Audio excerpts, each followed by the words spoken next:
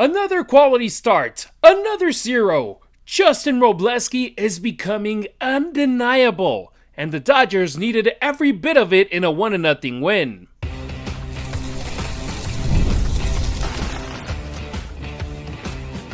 You are Locked On Dodgers, your daily Los Angeles Dodgers podcast, part of the Locked On Podcast Network, your team every day. I'm Harry Ruiz. That's Travis Rogers, and it's time for Locked On Dodgers. On today's show, 6 Dodgers currently sit in the top 2 at their positions in All-Star voting. Shohei Ohtani is making a change ahead of today's start on the mound. But first, Travis, the Dodgers edged the Rays 1-0 in one of the quickest games you'll ever see, with Justin Wrobleski continuing to put together an impressive season. Yeah, I think in honor of last night's game, Harry, we should do today's Locked On Dodgers pod in about 4 minutes just to kind of keep the vibe similar to what was going on last night. We'll get into all of it on today's episode, which is brought to you by FanDuel. The biggest stage in world soccer is here. Let there be goals on FanDuel. Visit FanDuel.com to get started right now.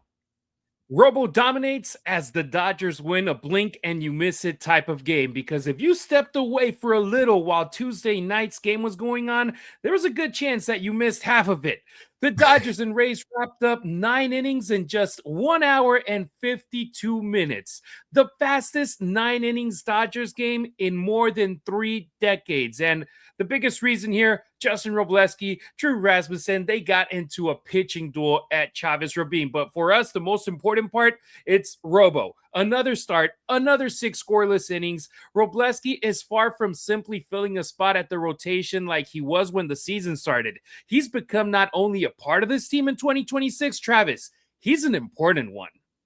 Yeah, he is. It's funny how quickly that game went last night. I had a remote yesterday for my radio show out in Bakersfield. Okay, so I'm way out in Bakersfield doing my radio show, and I get in the car a little bit before 7 o'clock, and I'm thinking, okay, and I live way down in Orange County. Okay, so I got to drive from Bakersfield to South Orange County. I'm thinking, well, at least I'll have the Dodger game the entire way. I can listen to the game. You know, it'll kill the drive. It'll be fine. Not that big of a deal. Harry, the game was over. I was barely to Magic Mountain. You know, the game went so quickly. It was unbelievable how fast it went through. And it went through that quickly because Rasmussen was great. And just as great was Justin Wrobleski. He just, you know, both of those guys were just firing strike after strike after strike. And listen, I've said this 100 times, but I think last night is the ultimate indicator of this. If you don't walk guys, games go, it's really hard to score. It's that if you're in the major leagues, it means you have great stuff. If you're in the major leagues, it means your ball has all sorts of life and action. And if you can put the ball inside the strike zone, it's going to be really hard for people to string together 3-4 hits an inning and score a bunch of runs. And last night was a perfect example of that. The Dodgers just happened to have Ohtani, who ran into one and hit it 9 miles, and they win 1-0. But Wrobleski has been really good for them, and he's a strike thrower, and he works quickly, and all of the things that he brings to the table, I think, are getting more and more valuable to what they do. And I like how you said it. I think this isn't just somebody who's here for the time being. I think he's really solidified his position in this rotation. No doubt about it. He's reliable, he's dependable, and the most important part, he's consistent. That's something that we've seen from him, where when he did it the first couple of times, we're like, okay, but it's a small sample size. We're pretty much halfway through the season, and this guy has been up there on the mound. His first game was on out of the bullpen, but after that, they started him, and it's like, hey, man, we can't take him out of the rotation. Last night, 6 shutout innings, 3 hits, like you said, didn't walk a single batter. He struck out 5, and here's the impressive part, Travis. He only needed 67 pitches to get through these 6 innings. That's not efficient. That's ridiculously efficient. And because he was pitching on 4 days rest, which now for the Dodgers is short rest. Dave Roberts elected to turn things over to the bullpen over 6 innings, but I felt that he still had gas in him. He still had more to give, but the Dodgers are going to be a little bit more conservative right now and elected not to throw him out there. And the Rays are a good baseball team. I know that the last stretch of 2 weeks hasn't been the best, but you look at the way that they play, and they're a team that they might not have the power that the other teams do, but they construct runs. And the way that the Dodgers limited their hitters from getting on base, what was it? Once in the fourth inning that you felt like, okay, they might be able to open the score. But after getting the runner in scoring position, Wrobleski, boom, 3 hitters in a row. Goodbye, threat over. Yeah, you said that the Dodgers were going to be conservative last night. I don't know if that's what's more conservative than conservative. That was downright odd that he was just cruising. And I know it's the third time through the order, and I know that the Rays, to your point, and I agree with you, are a good team and that they can strike and all these things. But man, if that's not just setting guys down one after the next, I've never seen it before. That was just as smooth and as controlled and as efficient as you're going to see. And to take him out after that really caught me by surprise. Now, it worked. They won the game. Good for them. It was the right decision, I guess. But I don't know. Maybe it's just a little bit of my old school baseball kind of thoughts coming in, like coming out of a game where you're throwing a shutout. You haven't walked anybody. Your pitch count's real low. No one's really squared up a ball since maybe, the second or third inning. It's just, he was really on autopilot, and I was a little surprised to see him come out. But all 3 guys that came out of the pen, Klein, Hurt, and Scott did a great job, and good on them. But I was surprised that they went to get him, because I don't know. Maybe I just got to turn the page on thinking that you get to pitch until you give up a run or something, because apparently that's not true anymore.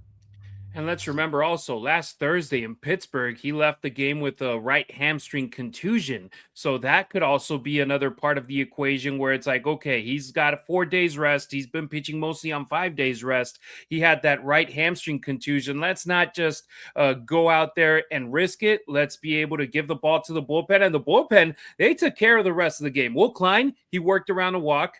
Kyle Hurt delivered a clean 8th for the second night in a row, and Tanner Scott slammed the door shut in the 9th inning. I know that this bullpen hadn't been the best version of it that we saw when they had that nearly 40-inning stretch without allowing an earned run. But right here, Travis, it shows you that Dave Roberts doesn't care about a sample size of last week where they had a couple of bad performances. He's going to trust their guys. It's literally a 1-0 game after Shohei Ohtani hit that home run in the 6th inning. And the bullpen, they were solid as solid can be.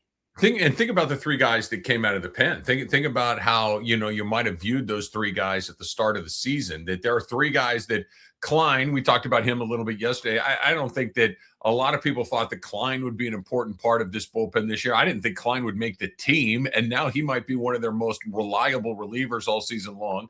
Kyle Hurt was a guy that was hurt. Kyle Hurt was a guy that, was a starter, didn't really have any sort of role on this team that made any sense, and now he's become an incredibly reliable option out of the bullpen. And Tanner Scott was the guy that people wanted to run out of town a year ago, and he stepped into Edwin Diaz's absence and has been terrific for the Dodgers. It goes to show you, and I think it illustrates the point that I've tried to make a bunch of times.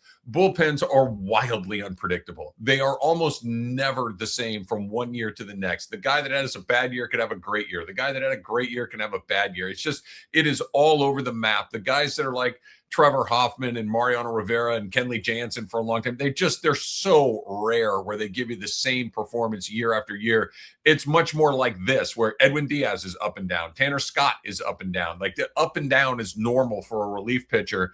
And those 3 guys last night were terrific. And, they were not 3 guys that I think anybody was counting on to be the backbone of a bullpen. And that's exactly what they've become.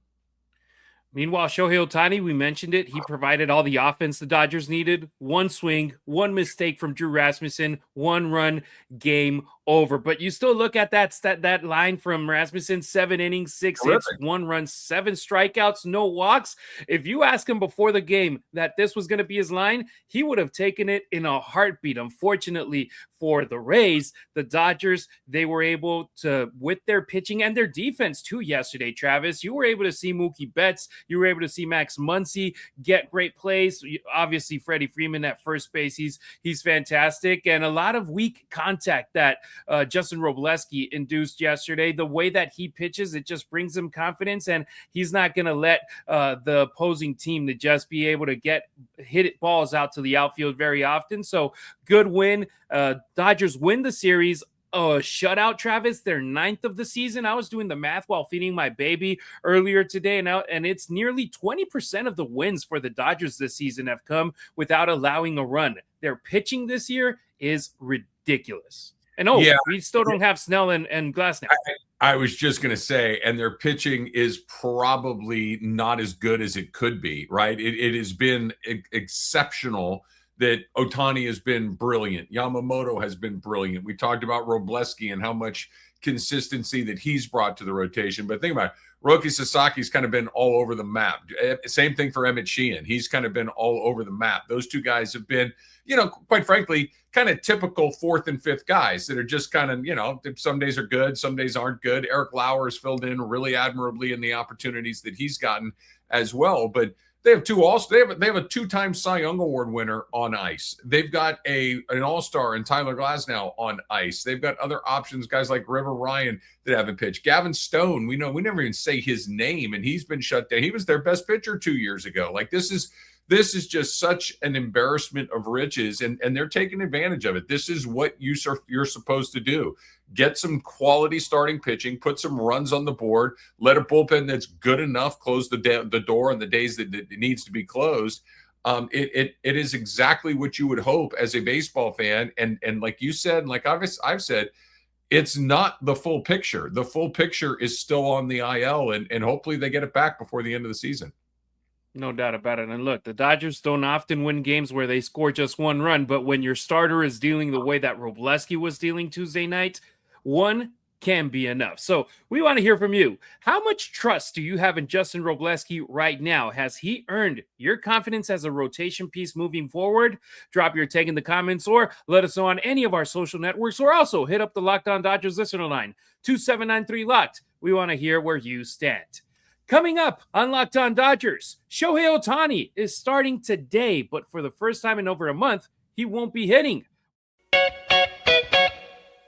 Have you ever noticed how the second you search for something online, ads start following you everywhere? Or you're traveling and get blocked from your usual websites, streams, or games with that "not available in your region" message?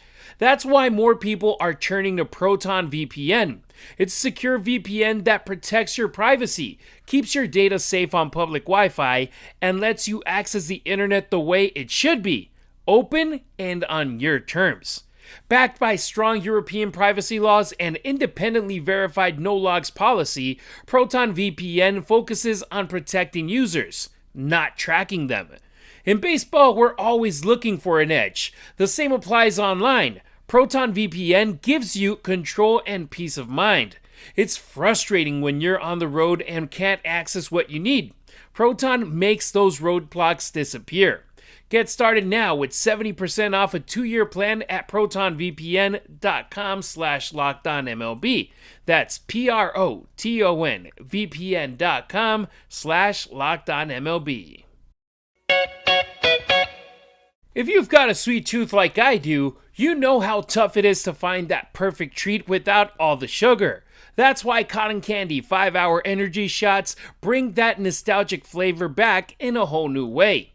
This is that classic cotton candy taste you remember, but with a tasty caffeine boost and zero sugar. It's a quick, easy way to satisfy that sweet craving while keeping things simple and on the go. I've always loved cotton candy, but I can't be eating sweets all day. This is a perfect alternative. Bring on the sweetness with Cotton Candy 5-Hour Energy Shots. Available now at 5hourenergy.com or on Amazon. You can get every episode of Locked On Dodgers ad-free through the Everydayer Club. There's a free 7-day trial waiting for you at lockedondodgers.supercast.com or through the link in the show notes. Ohtani pitches today, but the biggest storyline for today's game is that his bat is going to stay in the dugout. It will be the first time since May 13th that Ohtani will be on the mound without also serving as the designated hitter for the Boys in Blue. That means no double duty, no leading off, no at-bats, just pitching. Travis, I have a good feeling that it has something to do with his knee inflammation that he suffered in last week's game over in Pittsburgh before heading again on the road to Chicago. What do you think about this? Because you look at his stats, the last 4 games that he was the starting pitcher, in 3 of them, he actually hit home runs. He was batting nearly 400 in those games. Do you like the decision of him being shut down as a batter today, knowing as well that they have a day off on Thursday? Harry, I've reached the point in my life where I am old enough and mature enough and in control of my emotions enough to not like something, but still understand why it's being done. I don't like it. I want to see Shohei Ohtani hit as often as he can. I think that he is as hot as anybody on the planet. Anybody that's ever picked up a bat knows that when you're hot, keep playing. Don't think, just keep playing, keep swinging, keep going up there and getting pitches and keep playing, because hot doesn't last forever and you just want it to last as long as you can. So I want to see him hit. That being said, I understand why he's not. I think it's twofold. I think number one is what you mentioned, that he had that little knee thing, last weekend in Chicago. And the last thing you want to do is potentially aggravate something that is minor and turn it into something that might be more major than that. I think that's part one. Part two is the quick turnaround. They play a day game today. They have a very short time between the end of last night's game and the beginning of today's game. So I think if this were your typical 7-10 start, maybe he plays. That gives him another 7 hours to rest and recuperate and treat his, whatever little ailments he might have. And maybe that would be a reason to let him go and do double duty again. But that quick turnaround, I think, is a big part of it. I think that at least had to factor into the decision. I want to see Shohei do double duty as often as I can. I'm selfish. I love watching him. But I certainly understand the decision. It makes sense to me, even if I don't like it. It will be his 8th game this season that he's not batting for the Dodgers, that he's not the designated hitter. After between his first 2 years with the Dodgers, he had a total of 7 games without being the DH for the team. Obviously now, with him starting the season as a pitcher from day one, from opening day all the way until now, we're halfway through the season, pretty much a week away from it. You understand that the Dodgers, they're going to just try to be a little bit more cautious with the approach, and especially you heard that the swelling forced him out of that lineup as a hitter last Friday, and it created understandable concern given how important he has literally been to every aspect of this team's needs. And we were talking about it on Friday's show when we saw him get pulled out of the game in the 7th inning with runners in scoring position for the Dodgers. Like, that's a very weird. And you put Santiago Espinal on there. It's like, what's going on? And we spoke about it. If they lose Shohei Ohtani, even if it's just for 10 weeks, knock on wood. If you even lose him for 10 days, you're losing him in 2 starts and in 10 games as a hitter. You don't want that. You're losing 2 all-star, all MLB type players in one guy. So it's where the Dodgers are like, okay, and here you go, Travis. Usually early games at Dodger Stadium, they're at 1:10 p.m. This one's at 12:10 p.m., even an hour earlier. So that game yesterday lasting less than 2 hours, that was an even bigger blessing for Shohei Ohtani, who I'm pretty sure was able to get his 8 hours sleep at home yesterday. I think the quick turnaround has a lot to do with part of this. And the other thing is, quite frankly, is Harry, you and I think very few people have a full understanding of exactly what it is that Ohtani's dealing with in that knee. It may be absolutely the most minor little annoyance, or it could be one of these things that he's constantly working on. He's constantly trying to keep the inflammation out, keep the pain at a minimum. So it's just really hard to try to figure out the decision making without having the full picture of what he's dealing with his injury. I know you had a little bit of the slip of the tongue and said 10 weeks. I think that's exactly what they're trying to avoid, right? Which is an extended period of time where he needs to be off of his feet. Even a little 10-day thing, that's not the end of the world. The Dodgers could keep their heads above water. Quite frankly, they could probably do it for 10 weeks too, but they just would rather not. Then there's the buildup and everything that comes along with it.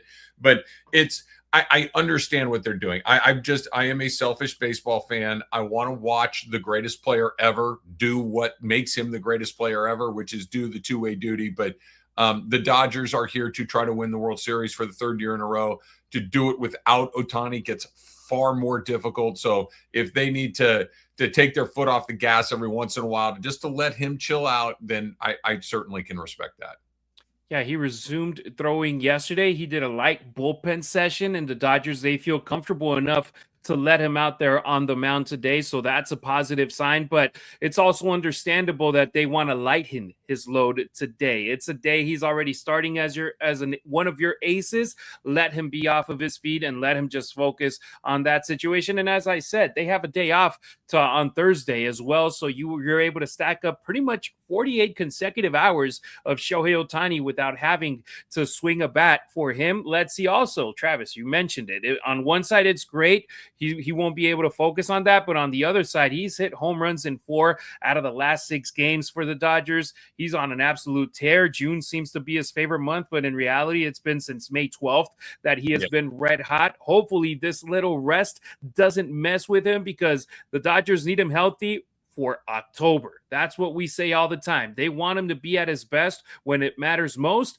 and instead of just for one game right now in June. Yeah, and he almost always is. I think one of the things that we don't talk about enough when it comes to Ohtani is how good he is at managing his physicality, right? Like his body, like he really is remarkably durable considering what he's being asked to do. That other than the arm injuries he's had, which are just, epidemic across Major League Baseball for all these guys, he really doesn't deal with a lot of bumps and bruises the way that a lot of guys does. And he's doing more than every other player in baseball. So that's a really good sign. I hear you though, and I agree with you that this is we're back in that stage with Ohtani that is on the days he doesn't hit a home run, you're like, what's going on? Why didn't he hit another home run? It's like it's just not normal to hit a home run every night. And yet here we are where it feels like when he hit that home run last night, it wasn't all right. It didn't say it's like, well, yeah, that's what he does. He hits home runs. He hits home runs onto the net in center field and goes around there and leads his team to victory. And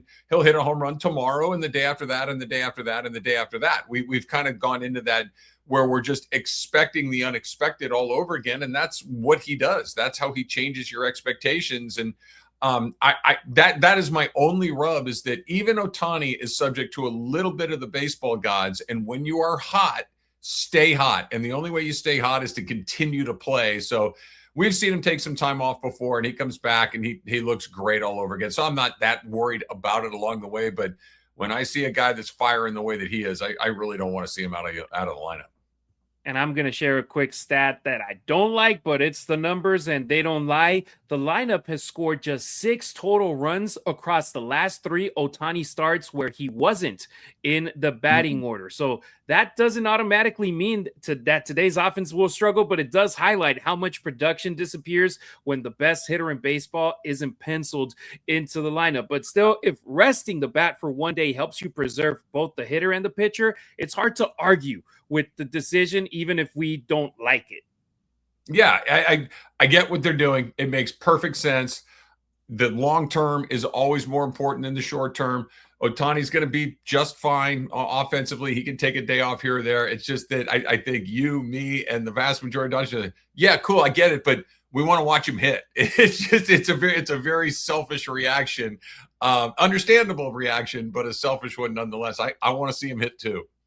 So are you comfortable with the Dodgers sitting Ohtani as a hitter while still letting him pitch, or would you rather see him pull double duty? Drop your answer in the comments or hit me on social at Harry Ruiz on X, at Harry_Ruiz on Instagram, or on TikTok at Harry Ruiz_. Travis, he's available on X and IG at Travis Rogers.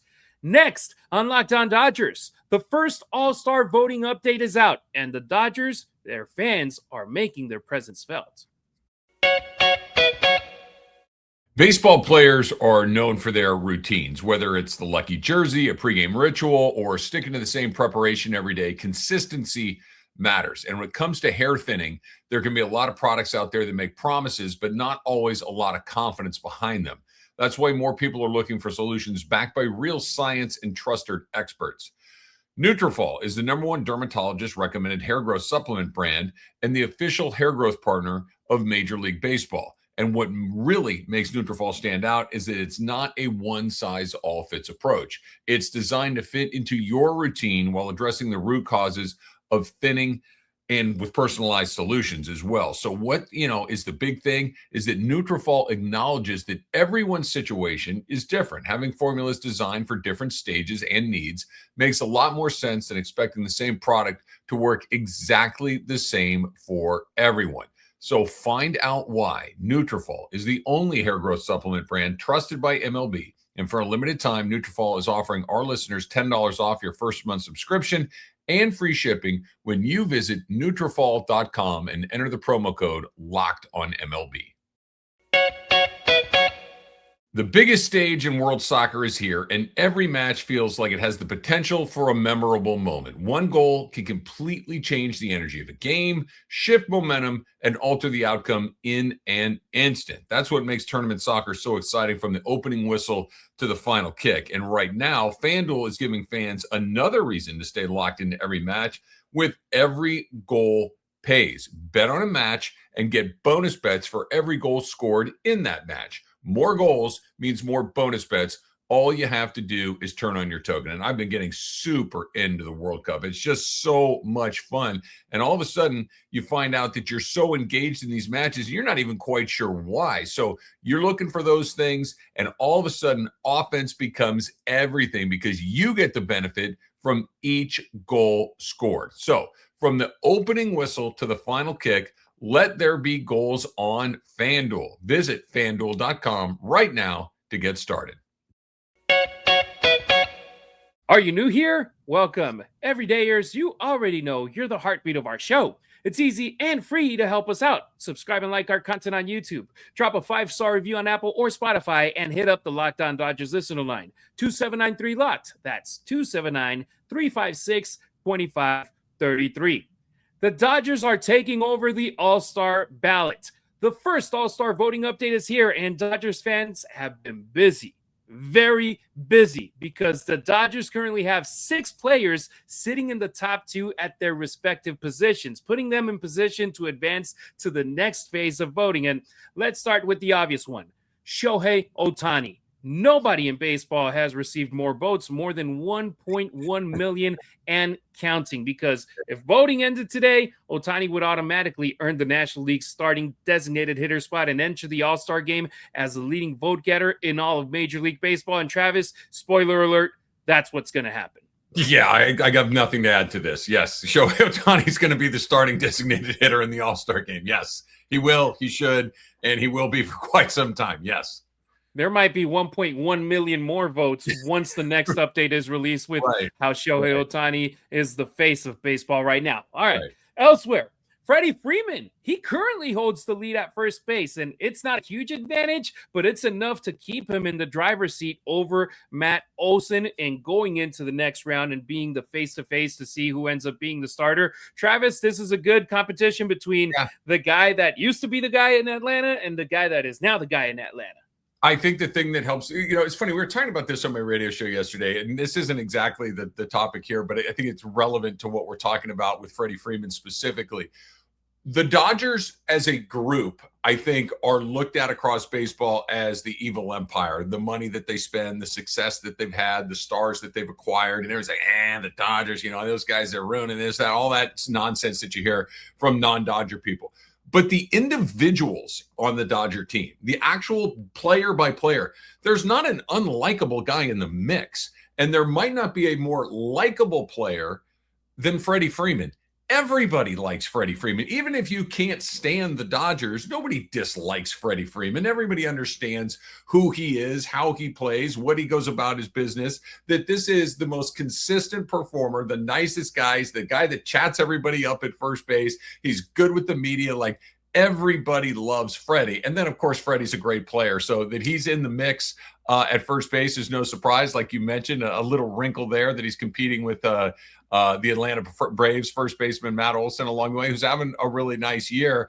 But Freddie's going to another All-Star game because Freddie always goes to All-Star games. Now, here's something that has been a very pleasant surprise for me. Not that Max Muncy is at the lead at first base, is that he has a sizable lead at third base, considering the way that he has been playing a slow start, but then he's been able to turn it around. And Travis, you look at that third base spot, he has 941,218 votes. The next guy, Alec Boehm, 386,425. He's going to be the starter at third base for the All-Star game when it's all said and done. And he should. Like, he is clearly, this is not only does he have a huge lead in the voting, but he should have a huge lead in the voting. He is the best third baseman in the National League. and it's not close. Like you look at the other guys that would typically be in it, whether it's Bohm or Bregman or Machado, these other guys that typically, those guys are having bad years. Those guys are, and Muncy's having, or, you know, Muncy might be having a sneaky best year of his career at this point. Like he is really, he's number one in just about every single offensive category for third baseman across the board. He has been, maybe with the exception of Ohtani lately, and Pages early, maybe their best performer over the course of the season totally. Pages has been a little up and down. Ohtani got off to that slow start. Max Muncy, like you mentioned, little bit of a slow start, but since then, he's been terrific. So he's going to be an all-star at third base. He should be, and a very well-deserved reward for a fantastic half. It was a fantastic career, really.